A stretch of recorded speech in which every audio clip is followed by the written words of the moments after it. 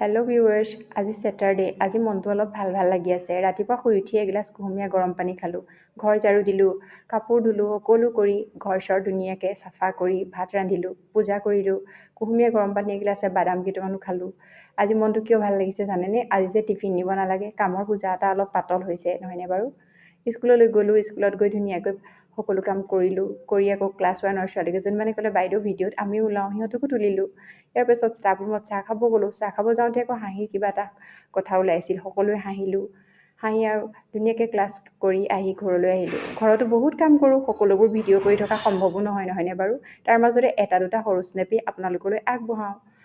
Filter ধুলোঁ। আকৌ ইয়াত ফ্লিপকাৰ্টৰ পৰা কেইটামান মপিং ব্ৰাছ আহিছিলে, সেইকেইটা ভালেই আহিছে কিন্তু দেই। 188ত 5টা ব্ৰাছ দিছে, ভাল কোৱালিটি।